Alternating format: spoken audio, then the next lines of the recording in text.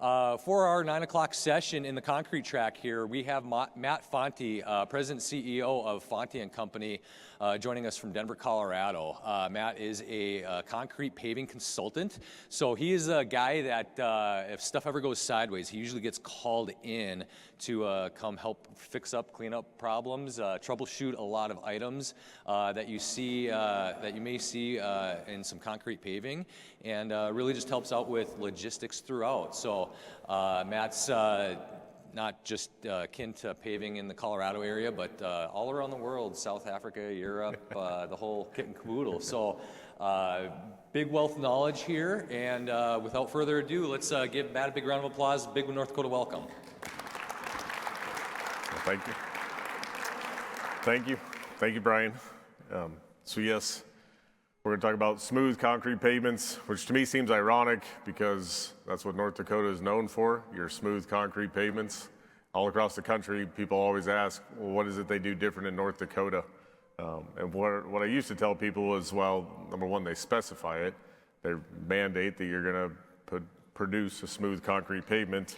But more and more, I think it's more of a mindset. I think people up in North Dakota, South Dakota, take a lot more pride in their work than probably some people in the rest of the country.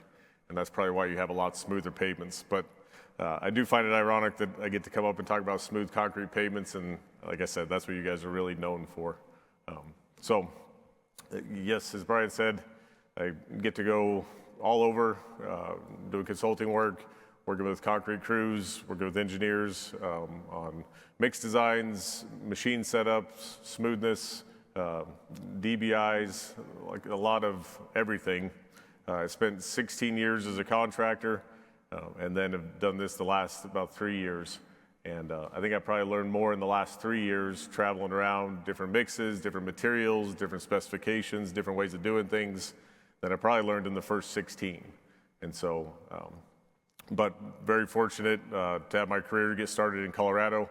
Colorado was very forward-thinking state when it comes to concrete mix designs, the performance engineered mixtures we adopted very early. 1L cements we were using early, starting kind of around that 2007 era. Recycling concrete back into the mix. They were doing that long before my career got started, so just a lot of great experiences that I was able to have during that time. And so what are we talking about? Well, we're talking about smoother concrete. And why is this important? Well, smoother concrete pavements stay smoother longer. So I can take you to many pavements where we built them smooth initially, and 30 years later, you go run an IRI, and they are still a smooth concrete pavement. Concrete holds its smoothness longer. Smooth concrete pavements burn less CO2 during the use phase. It takes less fuel to drive over a smooth pavement than it does a rough pavement. The shortest distance between a straight line, or shortest distance between 2 points is a straight line. But also, concrete uses less fuel. We're doing a research project with the FAA, and in part of that, we interviewed some pilots. And what we came across was that most of the major airlines have a rule that they're only allowed to use one jet motor to propel them on aprons and taxiways, and that's fine, they do that. Except in the summertime, when they're on an asphalt apron or taxiway, they need both jet motors to propel them.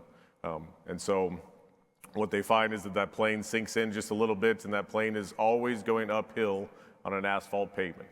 Same is true for your trucks. So smoother concrete pavements stay smoother longer, also because if I have a rough pavement and those trucks are bouncing up and down that's beating up my pavements. And so when I can build them smooth initially, they stay smoother longer. And lastly, probably what's most important is this is what people notice. Most people don't know if they're driving on an asphalt or a concrete road, but they know if it's rough, right? And if you're with the DOT, that's the call and complaint you get. You get complaints about potholes, or you get complaints about smoothness. Does that sound about right? You guys get any of those? So what is IRI? So IRI is the International Roughness Index, and it's not just a profile of the road, not just bumps or dips, not just a rolling straight edge, but an actual profile of yes, the bumps and dips, but of the roadway itself. Some things that can affect my IRI is vertical curves. I have a vertical curve or going up a hill to tie into a bridge or to match an inlet. If I go up that vertical curve is very steep or at a great incline, I can negatively affect my IRI. And so it's more than just bumps and dips, it's the profile of the road. But what it really is this algorithm. So we've profiled the roadway, and then we run it through this algorithm, and we have this equation that is this golden cars suspension. And this golden cars suspension travels 60 inches in the course of a mile. That's a 60 IRI pavement, 60 inches per mile. If that golden cars suspension travels 120 inches in the course of a mile, that's 120 IRI pavement. And so if you've ever been on a 60 IRI pavement, it's noticeably smoother. If you've ever been on 120 IRI pavement, it's noticeably rougher. Well, the difference between those two is 60 inches, right? So if I take that 60 inches divided by 5,280 feet, that's like 1/64th of an inch. So about the thickness of my thumbnail of suspension travel every foot takes me from a very rough ride to a very smooth ride, right? Or the other way around. That makes sense? So this is a super sensitive test. This is a lot more than our California profilograph. It's a very sensitive test. There's a lot of other things other than bumps and dips that impact it. So when we talk through some of these things today, you may think that sounds extreme or getting way too into the details, but that's what this test is. The thickness of my thumbnail takes me from a good ride to a poor ride. So how? Well, I don't know about you guys. How many of you are in the concrete industry? A handful of you? A couple? Have you found that anything comes easy with concrete? This is the easy button. I haven't found that anything comes easy, number one. It all sounds simple in here, giving a talk, but out in the field, it's nothing but easy. But it is achievable. And so, actually, if it was easy, we'd probably be next door at the asphalt conference. Does that sound right? So, there are, in order to achieve these smooth concrete pavements, there's only like 99 things you got to do right. And so we won't cover them all this morning, but we'll cover some of the major ones. And so, get a little ahead of myself. What are some things that affect smoothness? Some major things is the mix design. So anytime I get a call for help with smoothness, maybe a contractor is wanting to achieve smoother concrete pavements, it always starts with the mix design. That's number one. Some other things that can have an impact on it are my project phasing. Lots of start and stops, and we'll talk through that. My paver setup has a big impact on my smoothness. Roadway geometry, again, those vertical curves, but transitioning in and out of super elevated curves can affect my smoothness. My string line or 3D modeling, my modeling is going to impact my smoothness. And whether I'm paving on string or wire, or I'm paving 3D with UTS, I'm building something off of a model, and that model needs to start off ultra smooth, and we'll talk through that. And then temperature. Temperature can affect my smoothness. It can affect warping and curling, and we'll talk about that as well. And so it starts with the mix, but really it starts with the specifications, because I can do lots of things with the mix design, but do the specifications allow it? And so when people ask about, how come we don't get smooth concrete pavements in our region? Well, my first question is, what are your specifications? Do you require smooth concrete pavements? And in North Dakota, you guys do. You have a corrective action limit that is relatively low. I would question your localized roughness limit. It seems like your localized roughness limit is a lot lower than possibly what it needs to be, and it could lead you to a lot of unnecessary grinding that doesn't necessarily improve smoothness. What I found with localized roughness is it's not really a repeatable test. I can run a profile, and I can go back and run the profile again, and that localized roughness is moved. And so if it's not a repeatable test, it's a lot harder for a contractor to correct it either when they're constructing the roadway or after the fact when they're grinding.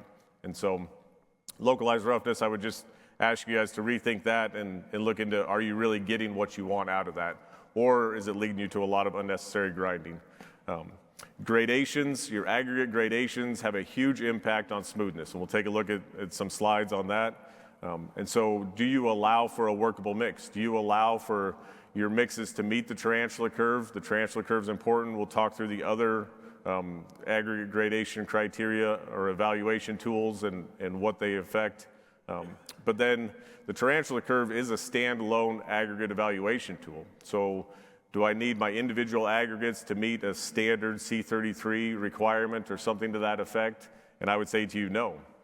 What we did find in Colorado is that we're held to a combined aggregate gradation, that tarantula curve, or in some cases the shieldstone box, and we'll talk through that as well.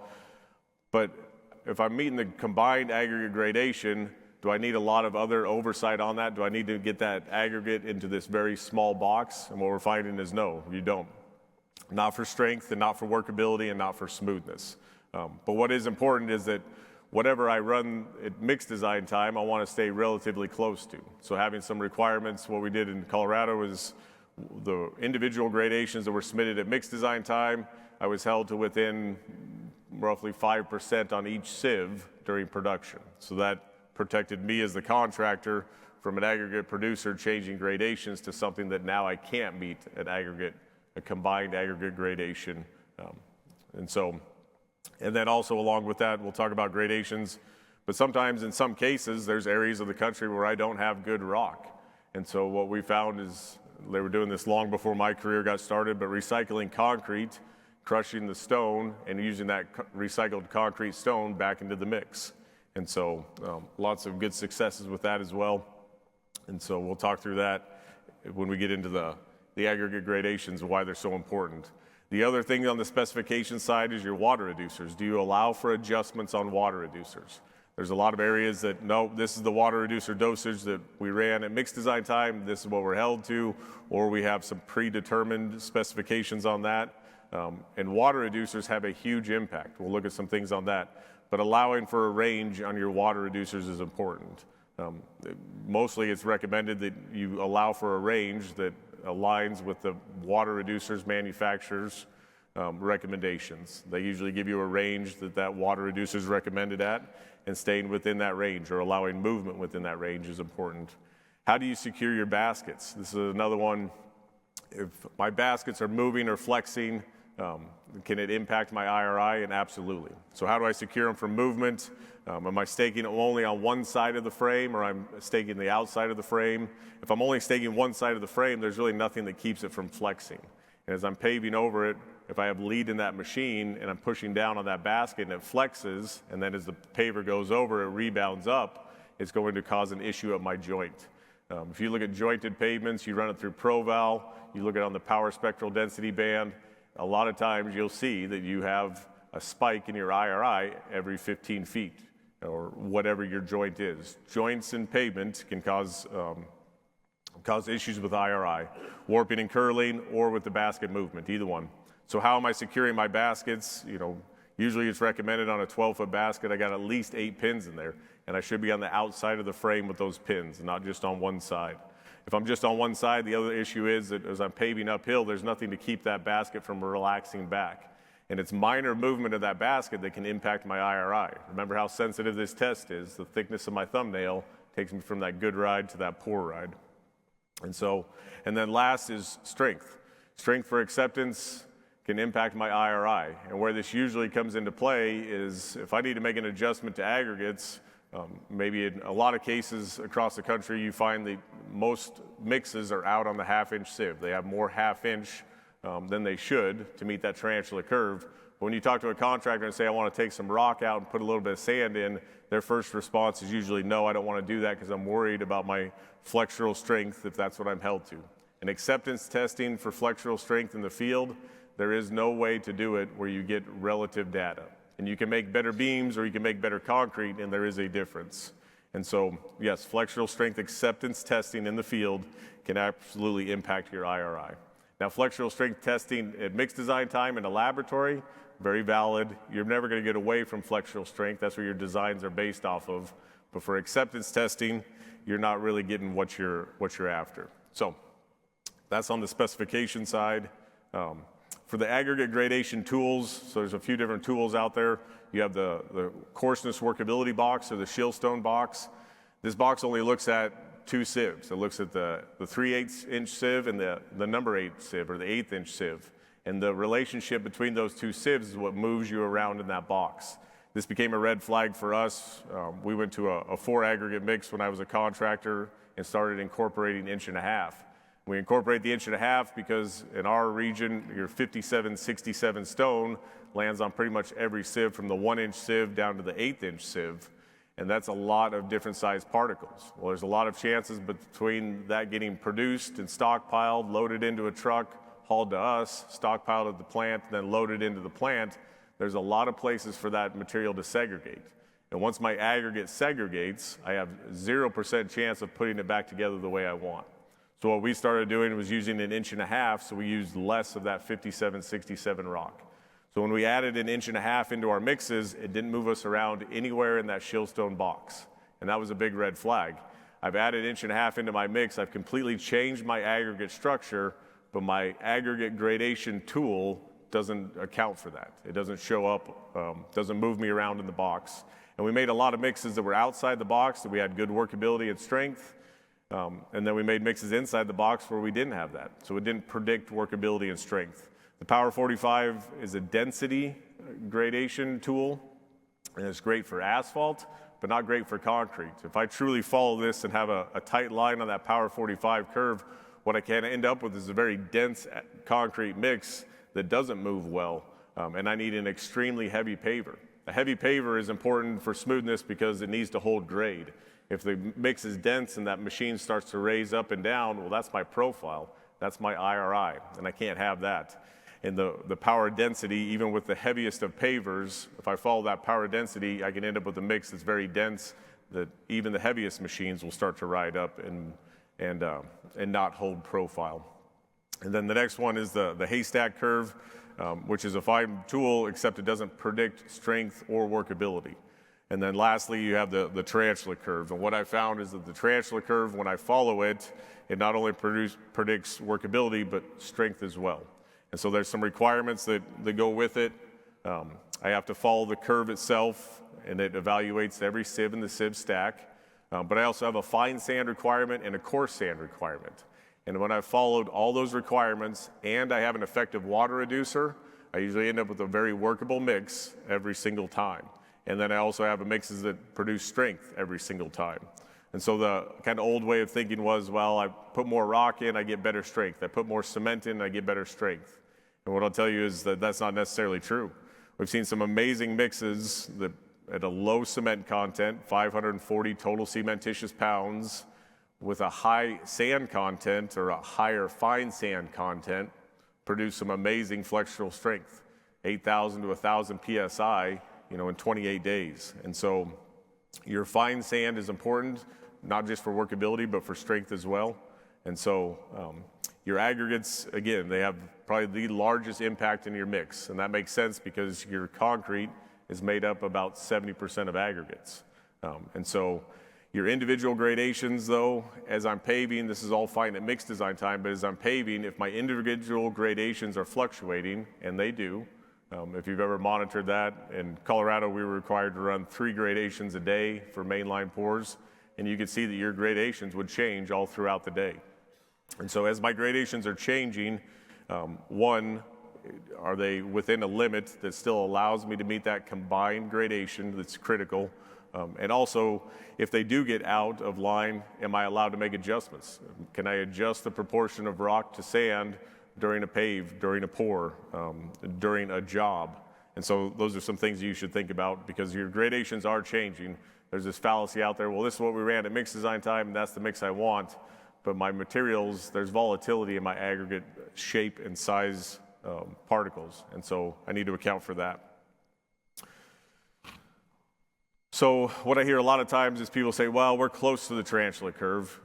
Our mixes are close. We're not too far out. But this mix here produces a severely voided pavement, like voided to the point where you couldn't close up the holes.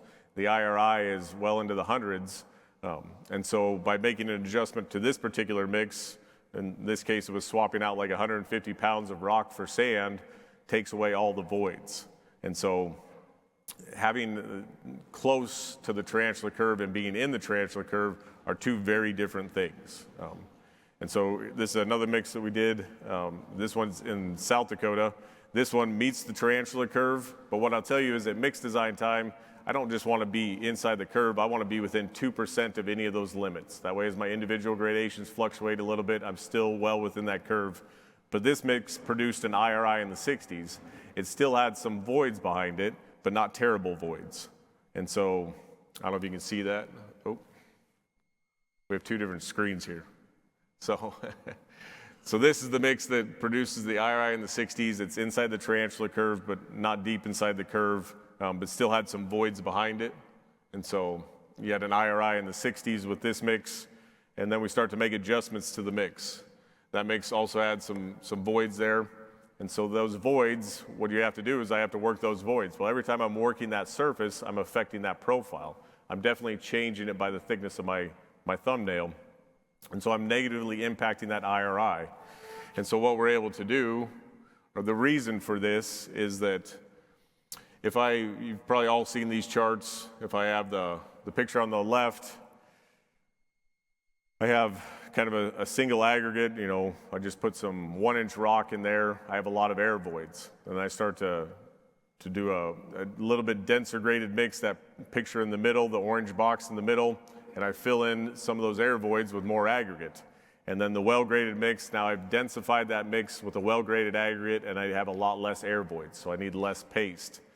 But if I don't have that dense graded mix, I have one of those pictures where that spike on the 1/2-inch sieve is outside the tarantula curve. Now I have a gap graded mix, but if I have a paste content that's still low, I don't have enough paste to fill in all the voids. And what's going to happen is as I'm paving, those air voids in that aggregate structure are going to get filled in with paste. But at the surface, I don't have enough paste to fill in all the voids at the surface.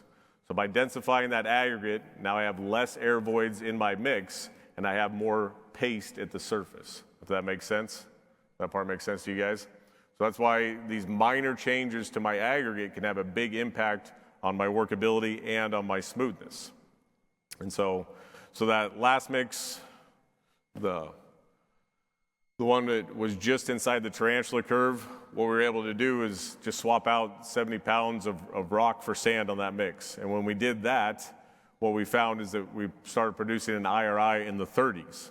So we go from the 60s to the 30s, and those are 30 very tough points to pick up. And the only real changes we made was a change to gradations. And so we swapped out about 70 pounds of rock for sand.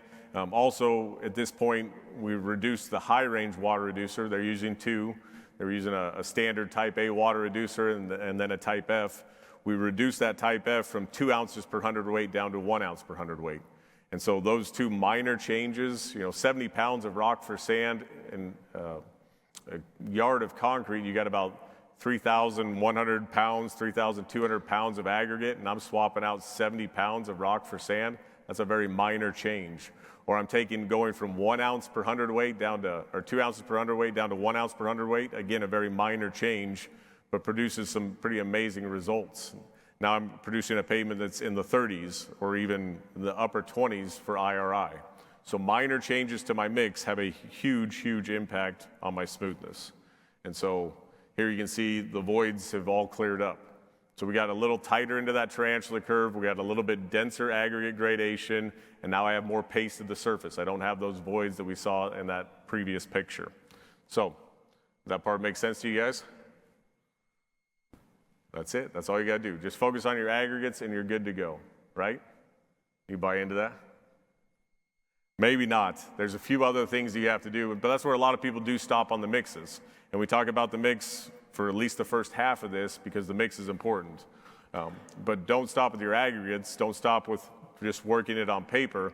Go out and do the trial batching. Because if I don't do the trial batching, I really don't know how effective my water reducers are. And it's not as simple as, well, I'll just use a type A or a type F, or I use this dosage range. People ask about that. Well, what dosage range do you recommend for this admixture or that admixture? And my answer is always the same. It depends on your cement, it depends on your SCM, it depends on your aggregates.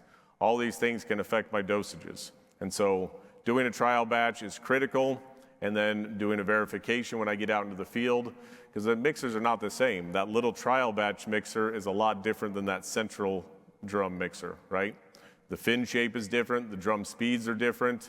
That central mix drum is designed to mix concrete very thoroughly in 60 seconds or less. Well, that little trial batch mixer is not. And so what I do find is that I need a higher dosage of water reducers to get the same workability at that trial batch mixer. But then when I go out into the field in production, I need a lot less dosage. And so my proportions are different, the fin shapes are different, the speeds are different. It's just not the same. And so the trial batching is critical. I need to get my materials dialed in, but then I need to be able to understand that I'm going to have to make adjustments, especially to my admixture dosages, air entrainment, water reducers, when I get out into the field into production. And so when I'm doing trial batching, it's critical that you're running a box test or some kind of workability.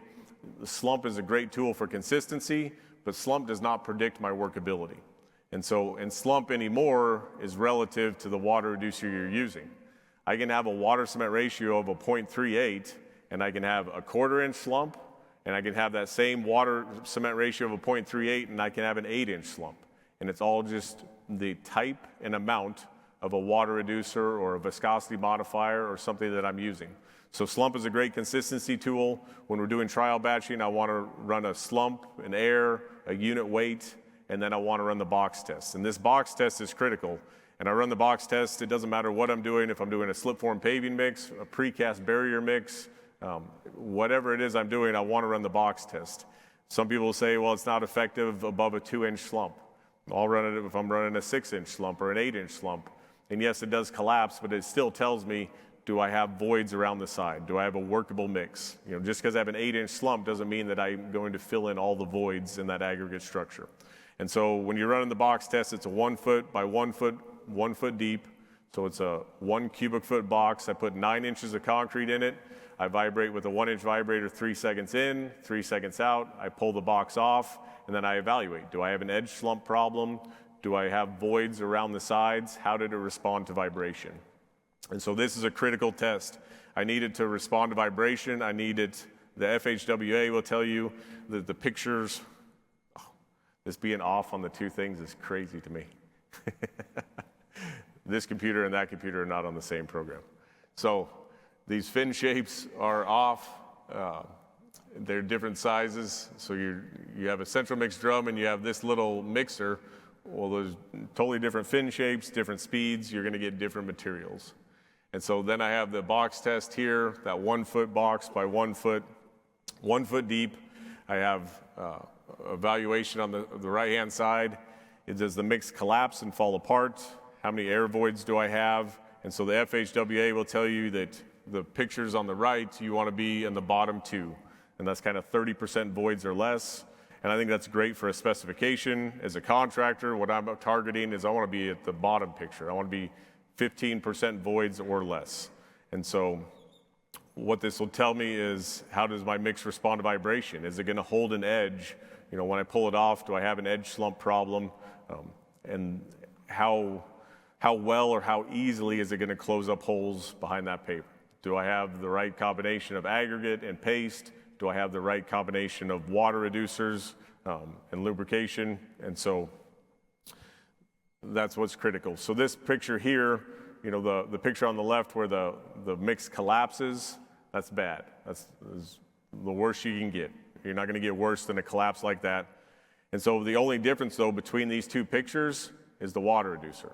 We've changed out water reducers, a different type of water reducer, and sometimes it's a different volume of water reducer. Maybe I need a little bit more of a water reducer. But that's really the only difference in these pictures, is the water reducer itself. And so when I want to go even further, this last picture here on the right, I still have some voids. And yes, that would pass the FHWA's requirements. It's still a decent mix, but that's not a mix that I really want to go to the field and pave with as a contractor.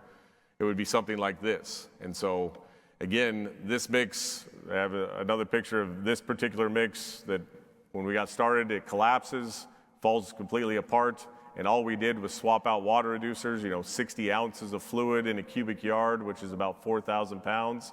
That's a pretty minor change to go from a mix that collapses to a mix that has probably the best box results tests I've ever seen. well under 15% voids, and that's what I'm after. But the only way I know that is by trial batching. Getting into the lab and looking at my trial batches, comparing my aggregates, and comparing my water reducers, and trying with different combinations, but getting to where I have that very effective mix, it closes up holes very easily behind the paver. I have the right paste content, I have the right admixtures, I have the right aggregate combination. And so we're talking about IRI, but the first half of this, all we've done is talk about mixes. Mixes are critical. If I don't get the mix portion right, I have no shot. And so if I'm out there and I'm paving with a mix that's on the left where it collapses, we're not talking about smooth IRIs at all. And even if I'm paving with the picture on the right, I'm not necessarily talking about these ultra low IRIs. When I get to this level here, now I have a very good chance of paving with a very low IRI. I don't have any edge slump, and I've closed up all my voids.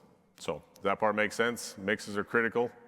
You can't do a lot with IRI until I get that part right. So the next part on our checklist, or as we're going through things, is this model. So I'm running my models through ProVal, and whether I'm paving on string or stringless, I have a model that I'm building off of. And when I run that model through ProVal, it should come back at like a 12 or less. And so your paving process on its very best day is going to add 30 points to your model. And that's on the best day, when I've done all 99 things right. So I need a 12 or less. A lot of times where you'll find this will be an issue is in and out of super elevated curves, hitting a vertical curve, tying into a bridge or an inlet. And so are there things that you can do in the modeling for that? Yes. There's things that I can do in the modeling. There's things that I can adjust or change, but I need to make sure that my models are at 12 or less if I'm after this ultra low IRI. If I'm after an IRI, like I said, in the 30s and 40s, this is the level I have to be at. And if my specification requires for me to get to a 60 IRI, then as a contractor, I better be targeting something lower than that because it's going to fluctuate. It's a very sensitive test, and to go from a 60 IRI down to a 30 IRI, now we're talking the thickness of about half of my thumbnail. And so we're getting into some very sensitive areas, and so that's an important part of it. I need to have an ultra low IRI in the modeling phase. The next thing I need to do is have some good quality control. With stringless paving, I have like 25 items, quality control items. Running my model through ProVal is critical. Running a level loop, or making sure that all of my survey points are accurate and online. If I'm having to make large adjustments when I run from one set of guns to the other, that's going to affect my IRI. Anytime I change the profile on that paver, it's going to affect my smoothness. For your string line, there's probably about 5 quality control items I need, but I'd say the most important one is if I'm paving on string line, it should be wire, number one, because I can't pull a string line tight enough, and I can't pull even Kevlar tight enough, but wire, galvanized aircraft cable, should be string coated, then I can get it tight enough. And the best measurement for that is if I hang a 1-pound weight between the string line pins. If it deflects more than 3/100ths, then it's too loose, and I either need to tighten it up or I need to add some intermediate pins. If I'm on a 50-foot spacing, maybe I need to go to a 25-foot spacing or something to that effect, but I should be able to hang a 1-pound weight, and that wire should not deflect more than 3/100ths. And so that's an important part. When I get to the batch plant, having an effective batch plant setup is critical. My mixer efficiency is important. What condition are my drum liners in? What condition are my fins in? Can I thoroughly mix concrete in 60 seconds or less? And a lot of that goes into how is the drum loaded. Do I have aggregate and rock? My sand, my rock, my intermediate, is it on the charge belt all throughout? Or am I loading all my drum sand at first and then rock in the back, or something to that effect? In 30 seconds or in 60 seconds, I may not be thoroughly mixed. So I want to pre-blend my material as best I can on the belt. I usually want to put the aggregate in, and then a second or two later, I want my cementitious to start to go in. And I want it to charge all throughout the cycle. All throughout the loading of that drum, I should be loading aggregate, cementitious, and then a few seconds after my cementitious, I'm usually putting water in on the right. And then in 60 seconds, I should have a thoroughly mixed concrete. And so I can test for that. If my effectiveness is I can dump the load out, and I can test the beginning of the load, the middle of the load, and the end of the load, with a slump and an air and a unit weight, and do I get the same physical properties? I can do the box test there as well. Do I get the same physical properties at the beginning of the load as I do the middle, as I do the end? And so it's critical from that standpoint, because if I don't, I'm not really talking about a smooth IRI pavement. There's a good chance if I'm not thoroughly mixed, I'm going to have a different gradation. I'm going to have voids on part of the paver, and a lot of times when I have voids, I have to start working it, or I turn the vibrators up, all things that are going to negatively impact my workability. So here's a charge belt that's feeding the back of a drum. You can see the beginning of the load is all sand, the middle of the load is rock and sand, and then the end of the load is more rock than sand. So in 60 seconds, is that load thoroughly mixed? And if these minor changes to gradations have a big impact on my smoothness or on my voids at the surface, could be a critical thing. And so I need to test for that. I need to make sure that my drum is in good shape, my drum is clean, my fins are in good shape, that I'm thoroughly mixing that concrete in 60 seconds or less. And so it's important. The next thing that's important is my phasing.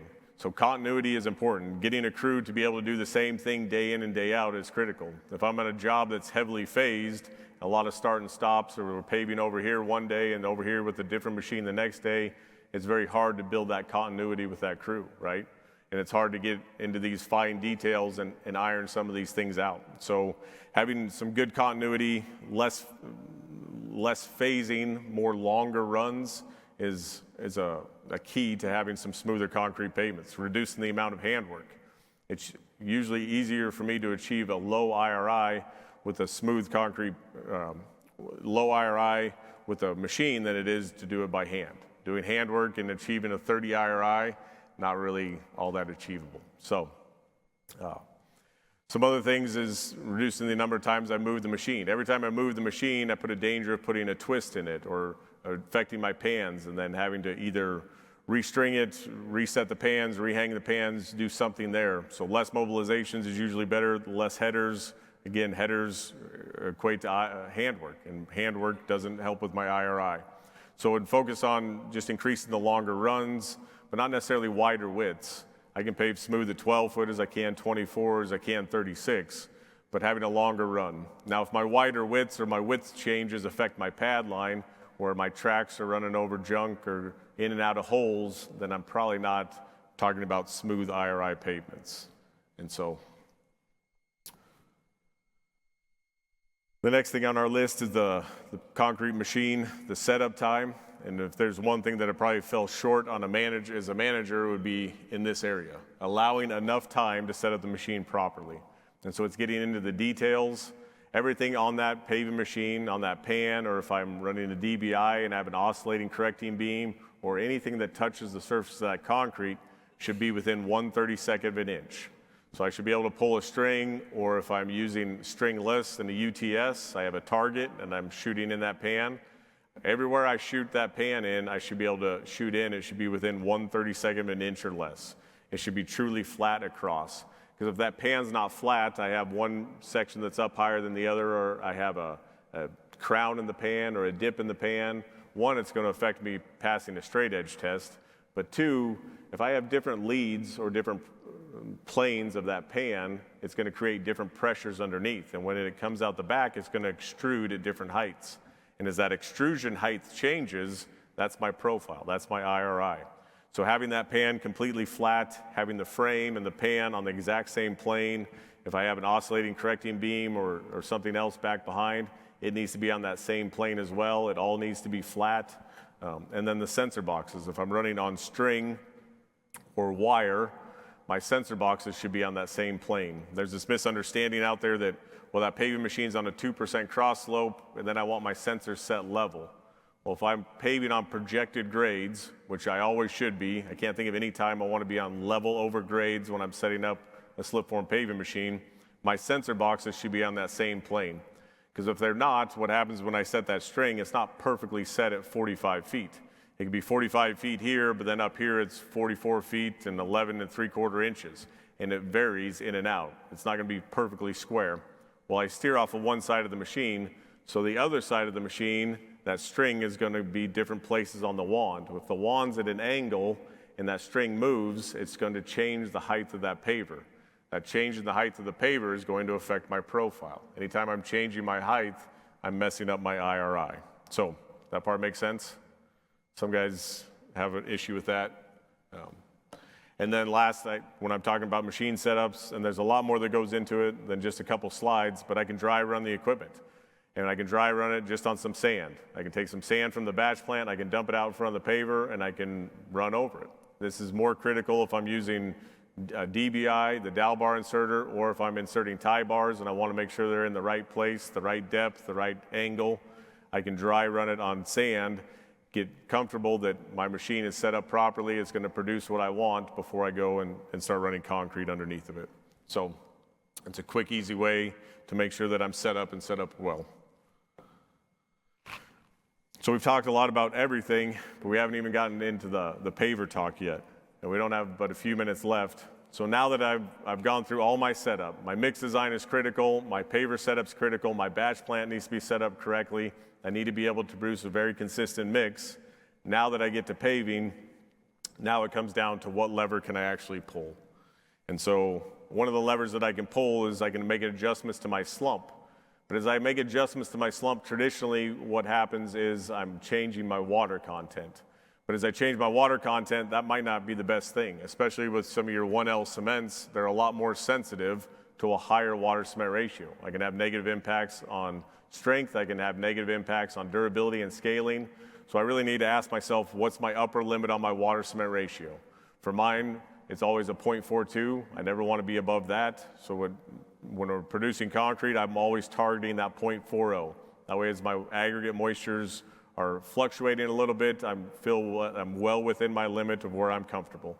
When I'm below 0.42, I don't necessarily worry about strength as long as I've done all my good testing ahead of time and the trial batching. And also, I'm not as worried about scaling as long as I'm not adding water to the surface, which is critical. So the way this usually works is at 7 a.m. and it's 60 degrees, at 9 a.m. it's 75 degrees, and at 10, 11 a.m. it's 90 degrees. I'm going to need to change something in my mix, right? If I go with the exact same mix, I'm going to end up with a pretty harsh, dry mix come the 90-degree weather. And so what I prefer to do is adjust my water reducers. And so if I can make an adjustment to water reducer but keep my water cement ratio the same, that's what I'm always after. And this is usually a little bit harder sell with the batch plant guys, because as I change my water reducer amount, I'm going to change that amp meter, that target. When they're batching a load, there's two big motors that are turning that drum, and it's producing or requiring a certain amount of amperage. And that amperage is how they know what slump they're at or what consistency they're at. The more amps it takes, the drier the load. The less amps, the less amps it takes, the wetter the load, or the more fluid the load. And so I can, as I adjust my water reducers, I'm going to change that amperage. But once I've gone through that iteration a couple days, it becomes pretty easy. So my recommendation is always to adjust my water reducer. You know, I start off paving in the morning at 9 a.m. I need maybe a little bit more of a water reducer. I need another ounce per hundredweight or a half ounce per hundredweight or something to that effect to maintain that consistent slump that I'm after. And again, it's just a consistency tool. It doesn't predict workability, and it doesn't tell me my water cement ratio. So the next thing on the consistency list is my gradations. That consistent gradations is important, that consistent slump, a consistent head of pressure in front of that concrete. So that picture on the top right is getting dumped in front of a spreader. And so this machine places the concrete and then strikes it off and spreads it. And then the picture on the bottom there is right behind that spreader. So you're feeding that concrete paver with a very uniform head of concrete all the way across. And that's what you want. I want uniform head of concrete. If I'm running a strike off, I want to make minimal adjustments to it. If I'm making big swings to my strike off, I'm changing the pressure in front of that machine. That pressure in front of the machine affects what comes out the back. It affects the pressure underneath, and it affects that extrusion height. And so I want a consistent grout box and a consistent paver speed. If I'm speeding up the machine and slowing it down, my vibration should change as well, and that doesn't always happen. So I want to be consistent. I don't want to start and stop. I want to do everything consistently all day long. And so that's always easier said than done. I want trim, compacted pad lines. I want to run on something good. If my pad line is soft and my tracks are working up and down, but I have this expectation of this very smooth pavement, I probably have a very bad expectation. And so my sensitivities on my machine as well, I need to pay attention to those. A lot of times, if I have a high sensitivity, that means that the machine's going to react very quickly. It's been given a command to move, and it's going to move very quick. Well, I don't always want that. If my machine is moving very quick up and down, I can create chatter, and I'm going to negatively affect my IRI. So I should have a good, solid pad line, and I should be running my sensitivities relatively lower. Like with a Gameco paver that's 1 to 20 on the sensitivity range, I should probably be somewhere around that 5 to 8 range.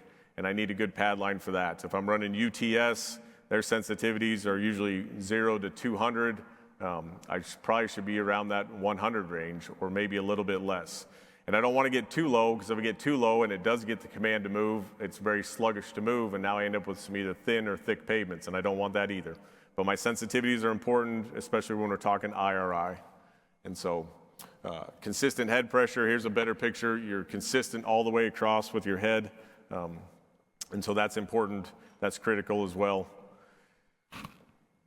Vibration, I usually want my vibrators, I want them mounted, kind of splitting that pan for highways, about middle of the pan, half the vibrators above the pan, half's below.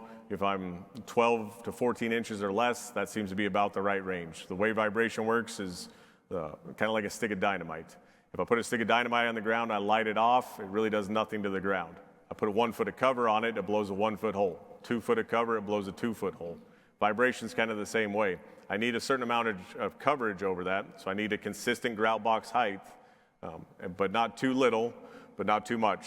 And so if I get too much, I end up with a lot of pressure that affects my IRI. If I get too little of a grout box height, I don't get that consolidation that I want all throughout that pavement structure. And also the higher I run my vibrators, the more pressure I'm creating.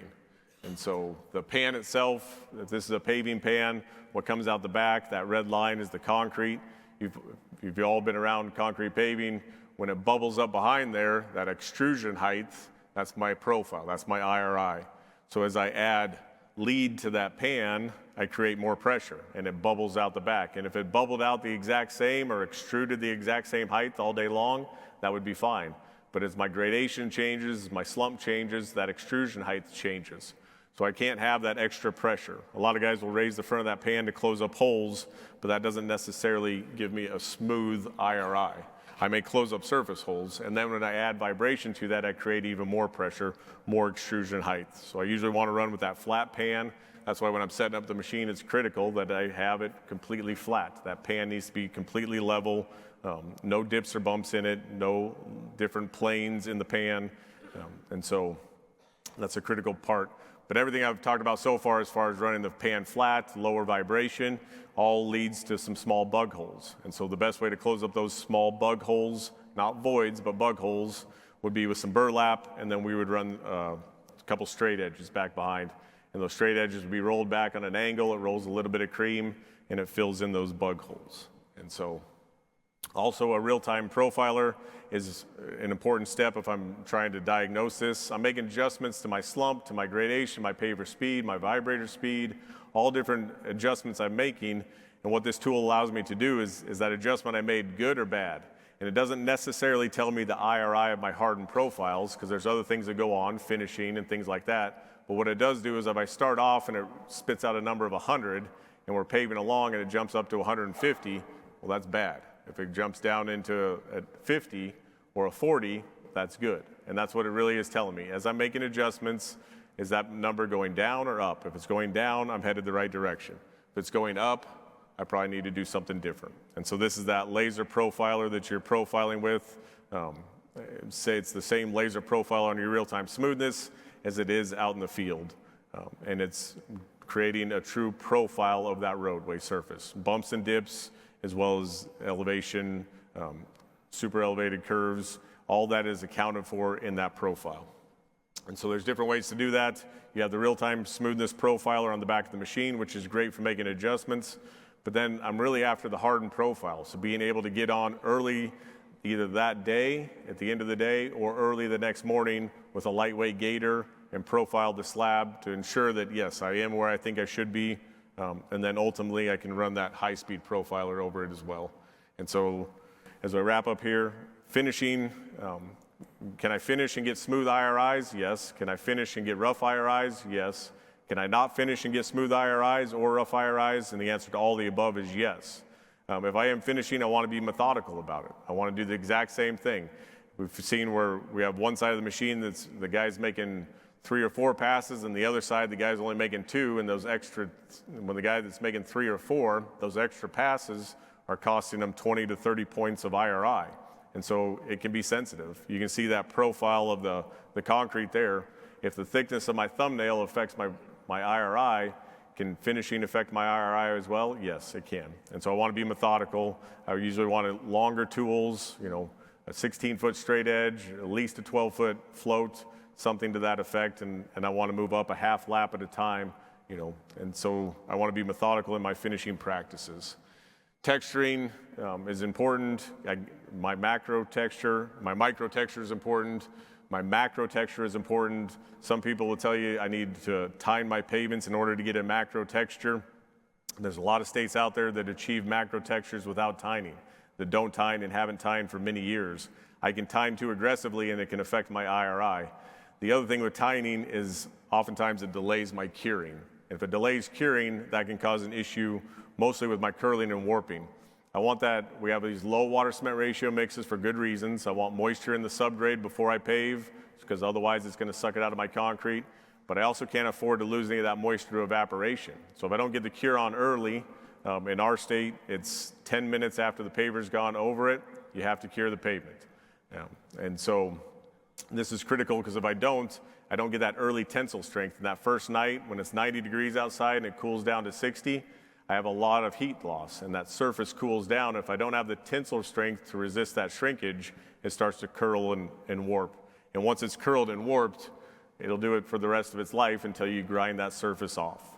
And so if tining is delaying your curing, it can absolutely have an effect on curling and warping. And there's nothing worse than paving an ultra smooth pavement.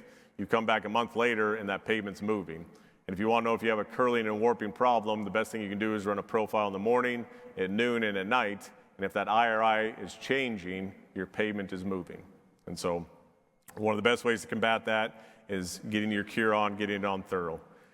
And so as we finish up here, the most important things you can do are combined aggregate gradation, running them regularly, knowing where you're at, making adjustments, having the proper setup on your paver, getting into all those details, a consistent mix delivered to the paver, consistent head of concrete in front of the paver, that consistent grout box height, consistent paver speed, that lower vibration. This is typically 6,500 VPMs or less, no planer lead in the paver, less finishing behind the paver, and then keeping that moisture in early. Those are some of the critical key items.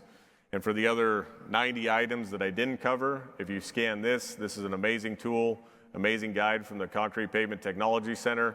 It covers all the things that are critical that I was not able to cover today in regards to smoothness. So, I don't know if we have time for questions. We're pushing the limits, huh? Yeah, so we ran a couple of minutes over. It's all right here. So again, we're hopping in the networking break here for the next half hour. So anybody that needs to get up, go to the bathroom, please feel free to come and go. I tell you what, we'll just kind of hang out in here for a couple of minutes, answer any questions you guys have. If anybody has any questions outside of that, I know Matt's going to be around here. He's got a over kind of two rows over here, kind of towards the middle of the networking hall area or the exhibitor hall area. So I guess any questions here while Matt's on stage for, I'll say, the good of the group.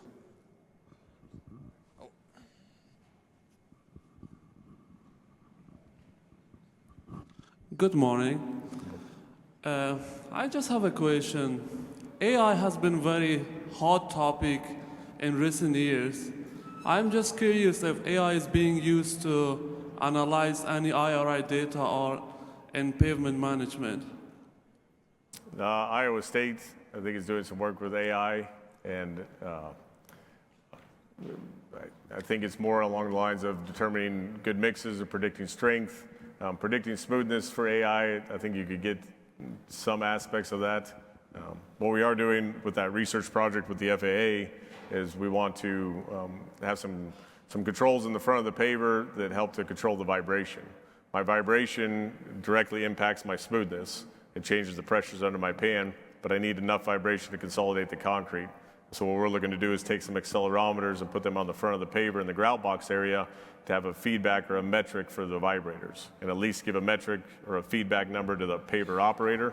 But eventually what we'd like to do is get to the point where that accelerometer reading is making adjustments to the paver itself as far as the vibration goes. We're controlling the vibration that way. Instead of an operator just looking out the back, oh, I see holes, I'm going to turn the vibrators up. So do I think that AI is a part of that? It could be, but we're not quite there yet. So a good question. All right. Any more questions? Nothing, TJ? All right, awesome. Well, we'll see y'all back here hopefully about a half hour, 10:30. We'll get started with John Adam with CP Tech Center, concrete paving for local. Yes, thank you.